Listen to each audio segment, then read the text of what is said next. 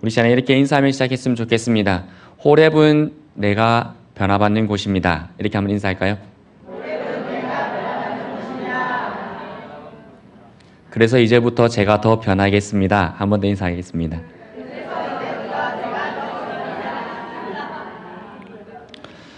오늘 우리가 읽었던 말씀은 엘리야가 꽁무니가 빠지게 도망가는 모습과 같습니다. 그런데 그 앞에 어떤 일이 있었는지를 보면 오늘 이 엘리야의 도망가는 모습이 조금은 의아하기도 합니다. 앞에 18장부터 보면 엘리야가 기도를 하여서 갈멜산에서 불이 떨어지는 그러한 기적을 일으켰습니다. 그리고 백성들의 마음이 하나님께로 향하게 되는 놀라운 역할을 감당하였습니다.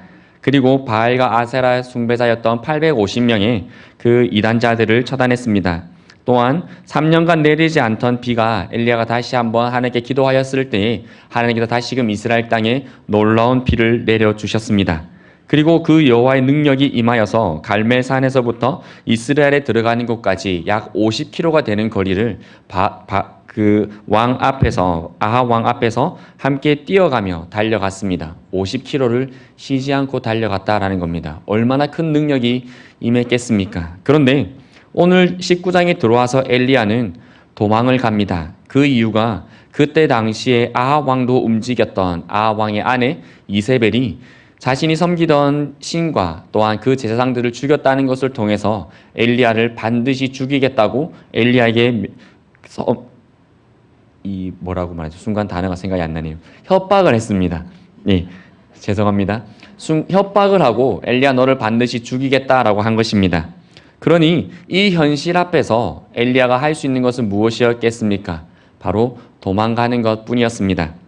그런데 현실이라고 할 때 이 현자는 한자로 볼 때 임금 왕자와 볼견자가 합쳐져 있습니다. 즉 왕이 어떻게 보느냐에 따라서 그것이 현실이다라는 것입니다. 즉 제가 만약에 예를 들어서 임금이라면 제가 이 시간에 이 종을 보고 이것은 이제부터 종이 아니라 주전자입니다. 한칠 집사님 이게 뭐라고요? 그렇죠. 왜요? 왕이 주전자라고 했기 때문입니다. 그런데 제가 주전자입니다 라고 했는데 성민 신하가 용감하게 왕이시여 말도 안 됩니다. 라식 수술해도 의미가 없군요. 창가나 가십시오 한다면 왕의 명령을 거절하고 왕이 보았던 것을 잘못 보고 잘못되었다 얘기를 했습니다. 어떻게 될까요? 처형을 당하겠죠. 장가 못 갔다 해서 그런 거 아닙니다. 왜요?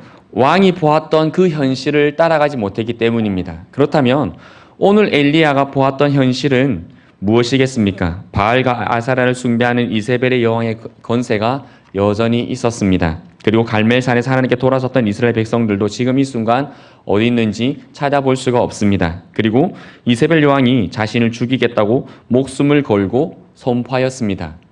그러니 엘리야가 이 순간 느꼈던 것이 무엇일까요? 이제 나는 죽었구나. 앞에서 내가 놀라운 일을 했던 그 모든 것들이 아무 의미가 없구나. 그것으로 세상이 바뀌지 않는구나 였습니다. 그래서 엘리야가 할 수 있는 것은 아무것도 없었습니다. 그냥 광야로 도망가서 주저앉아 버렸습니다. 그런데 그때 하나님께서 엘리야를 내버려 두지 아니하시고 그에게 찾아와서 천사를 보내셔서 호렙이라는 산으로 가라라고 말씀을 하셨습니다. 호렙산은 모세가 하나님을 만났던 곳이기도 합니다. 모세도 엘리야와 조금 비슷합니다. 모세도 왕의 왕자로 있을 때에 자신의 백성들을 구원하고자 자신의 힘으로 무엇인가 해보려고 했습니다. 그런데 오히려 살인자란 누명을 쓰고 도망을 가게 됩니다. 그래서 80세 노인이 되어서야 하나님께서 다시금 그를 부르시는데 그를 부르실 때에 하나님께서 말씀하셨던 것이 무엇입니까? 내 발에 신을 벗으라 였습니다. 자신의 힘으로 하려고 했었는데 안 됐었습니다. 자신의 권세로 해보려고 하니까 더 큰 권세 앞에서 도망가야 했습니다. 자신의 사랑으로 해보려고 하니까 두려워지니까 그 사랑을 포기해버리게 되었습니다. 하지만 모세는 호렙산에서 하나님을 만났습니다. 그리고는 그 어떤 것도 자기의 것으로 가지 아니하고 하나님의 것으로 나아가는 사람이 되어서 민족을 구원하는 자가 되었습니다. 오늘 엘리야도 호렙산으로 가서 하나님을 만났습니다. 그 하나님을 만남을 통해서 엘리야는 환경 때문에 현실을 바라보는 자가 아니라 하나님의 비전으로 나아가는 자가 되었습니다. 우리 새벽의 성도님들이 이 땅의 현실을 바라보시는 분들이 아니라 하나님의 말씀과 그 비전을 바라볼 수 있는 우리 성도님들 되었으면 좋겠습니다. 하나님께서 우리에게 원하시는 것이 그것입니다. 하나님께서 이 시대의 그리스도인들에게 원하는 게 무엇이겠습니까? 그럼에도 불구하고 하나님의 말씀을 지키는 것이며 그리 아니하실지라도 하나님을 따라가는 삶을 하나님께서는 원하실 줄 믿습니다. 그래서 하나님께서 요 엘리야를 부르시고 엘리야에게 주셨던 것이 무엇이냐면 또다시 나가서 이단들을 죽인다든지 놀라운 기적을 일으키다든지 그것을 명령하지 않으셨습니다. 하나님께서 이제 엘리야에게 말씀하셨던 것은 너 다음에 하나님 앞에서 살아갈 자들을 세우라 였습니다. 오늘 우리 새빛교회가 오늘 어른의 시대에서 끝나지 않기를 소망합니다. 어른의 세대에서 신앙이 끊어지지 않기를 소망합니다. 오늘 엘리야가 하나님 앞에 고백할 때에 더욱더 하나님 앞에서 뜨거움으로 달려가고 자신의 열심이 유별나다라고 하나님께 고백을 합니다. 그런데 그 유별남이 우리 성도님들과도 같습니다. 다른 성도님들과 다르게 우리 새벽교회 성도님들은 더 뜨겁게 찬양을 하고 뜨겁게 기도를 하고 말씀 앞에서 진지하게 달려가는 줄 믿습니다. 부족한 제가 옆에서 보아도 그렇게 달려감이 눈에 보이는데 하나님께서 보실 때 얼마나 더 기쁘시겠습니까? 그렇다면 그 열정들과 그 뜨거움들이 우리가 멈춰질 것이 아니라 다음 시대까지 넘어갈 수 있기를 원합니다. 그러기 위해서는 무엇을 해야 될까요? 자녀들은 예언할 것이요 청년들은 환상을 보고 아비들은 꿈을 꾸셔야 합니다. 옆에 우리 청년들과 청소년들 한번 살짝 바라보시겠습니까?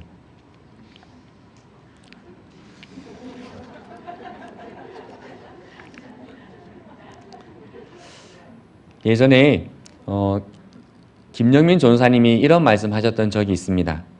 자식을 놓고 나니까 제가 오누미가 그렇게 좋습니까? 이랬거든요. 조금 시샘 나더라고요. 선한 시샘이에요.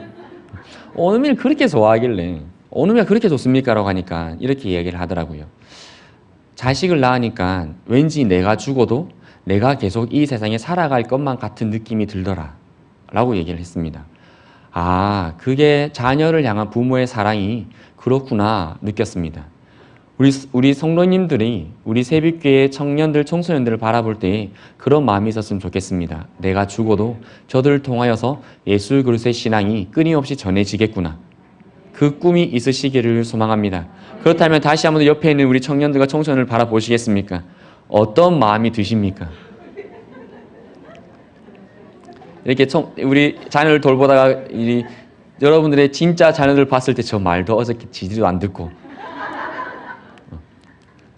그렇게 하실 마음이 당연히 들겠지만 그럼에도 불구하고 꿈을 가지고 있다면 어떻게 되어질까요? 저들을 통하여서 하나님의 놀라운 일을 이루실 것을 바라보게 되는 겁니다. 그걸 바라보게 되니까 오늘 우리의 삶이 어떻게 되어지겠습니까? 더 하나님의 말씀 앞에 세워지는 자의 삶이 되는 것입니다. 이 연결이 우리 새빛교회에 이어지기를 원합니다. 하나님께서는 엘리야를 호렙산으로 보내시면서 천사를 보내면서까지 음식을 주면서 엘리야를 호렙산에 세우셨던 이유는 다음 세대를 위하여서입니다. 다음 세대를 위해서 우리가 끊임없이 달려가는 새빛교회 되어지기를 소망합니다. 그 기도가 멈춰지지 않는 우리 새빛교회 되어지기를 소망합니다. 그래서 하나님께서 우리 새빛교회에 소망하신 그 비전들이 끝까지 이어지기를 소망합니다. 새빛 트렌드 2020이 무엇입니까? 2000성도 20가정 단독 선교사 파송이라는 꿈입니다. 그 꿈이 언제까지 이어져야 합니까? 그렇죠. 우리 자녀를 통해서 그 다음 때에 이르기까지 끊임없이 이루어질 때까지 가야 하는 것입니다. 중국에 가면 진시황이 죽을 때에 그 무덤 속에 수많은 진흙의 사람의 형상들과 말을 같이 묻었습니다. 그래서 이제 발굴이 되어지고 있는데 그것이 온전하게만 발굴되어지는 것이 아니라 다 부러지고 깨어지는 그런 조각들도 있습니다. 그런데 거기를 관광을 하다 보면 한쪽 편에 그것을 작업을 하지 않고 그냥 그 상태 그대로 놔둔 것이 있습니다. 그래서 왜 여기에 이것은 복구하지 않고 놔둡니까? 라고 이야기를 하니까 지금 현대 과학 기술로는 이거를 복구할 수가 없습니다. 그래서 다음 세대가 더 발전된 과학기술로 이것을 복원하게 할 수 있게 하기 위해서 놔두고 있습니다라고 이야기를 합니다. 그것이 바로 다음 세대를 향하여 나아가는 것들입니다. 오늘 우리의 시대에 나가면서 우리의 신앙의 연결들을 끊어지는 것이 아니라 다음 세대로 끊임없이 이어져 나가는 것입니다. 우리 새벽교회는 이제 여름 수련회를 하지 않습니다. 그렇지요. 대신에 하는 것이 무엇입니까? 단기 선교를 가게 됩니다. 그렇다면 우리 성도님들의 마음도 아이들을 바라볼 때 어떻게 모아져야 될까요? 제 마음속에 사실 그런 마음이 조금 들었습니다. 저희가 수련회를 하게 되면 우리 성도님들이 스폰서 정말 빵빵하게 해주셨었거든요. 정말 놀라울 정도로 많은 후원과 사랑의 관심을 보여주셨습니다. 근데 제 마음속에 약간 이런 마음이 들었습니다. 혹시 단기 선교를 간다고 하면 우리 성도님들이 이제는 실질적인 아이들 수련을 하지 않기 때문에 조금 후원이나 관심이나 기도가 덜하여지면 어떻게 될까라는 고민도 하였습니다. 그 고민이 쓸데없는 한 총각의 고민으로 끝날 수 있도록 더 큰 기도와 격려로 해주시기를 바랍니다. 제가 농담 섞인 말씀을 이렇게 말씀드리지만 정말 진지하게 드리는 말씀입니다. 지금 이때의 아이들은 쏟아 부어져야 할 때입니다. 누군가의 물질과 누군가의 기도와 누군가의 관심이 끊임없이 주어져야 할 때입니다. 너희들이 이제는 다 컸으니까 너희들 스스로 해라가 아니라 너희가 다른 누구를 도와줄 수 있을 때까지 끊임없이 도와주실 수 있는 우리 성도님들의 기도와 관심이 되어지기를 바랍니다. 그렇다면 하나님께서 말씀하셨듯이 자녀들이 예언을 하게 되고 청년들이 환상을 보게 되고 아비들은 꾸는 그 꿈으로 말미암아서 다음 세대가 또다시 하나님의 예비된 세대가 나와질 줄 믿습니다. 하나님께서 오늘 이 엘리야를 통해서 세웠던 사람이 바로 엘리사입니다. 그리고 엘리사는 엘리야보다 더 큰 일을 행하는 사람이 되었습니다. 우리 자녀들이 우리 어른 성도님들보다 더 큰 일을 행할 것입니다. 여러분들의 자녀가 부모님들보다 더 놀라운 일을 해 나갈 것입니다. 그것을 위해서 기도와 후원을 끊임없이 해주시기를 바랍니다. 그렇게 가시기 위해서 힘드실 수도 있습니다. 오늘 어쩌면 이 절망적인 현실 앞에서 포기할 수밖에 없었던 엘리야와 같이 우리 어른 성도님들도 세상 가운데 살아가시면서 직장과 그 모든 삶의 터전에서 신앙을 지키기가 너무나 어렵고 절망스러운 환경 속에 주저앉아 버리실 때도 있습니다. 그런데 부디 기억하기 원하시는 것은 하나님께서 절대 우리 성도님들을 버리지 않으신다는 겁니다. 엘리야도 그냥 한 사람이었습니다. 무서운 일이 다가오자 무서워했고 슬픈 일이 다가왔을 때 슬퍼했고 어려운 일이 다가왔을 때 좌절했던 사람입니다. 하지만 하나님은 엘리야를 통해서 일을 이루신 줄 믿습니다. 우리 성도님들을 통해서 일을 이루실 겁니다. 그리고 성도님들이 그 하나님의 다음 세대를 향한 비전과 교회의 비전을 품고 달려갈 때 하나님께서는 천사를 보내어 우리 성도님들의 가정과 그 삶을 도와주실 줄 믿습니다.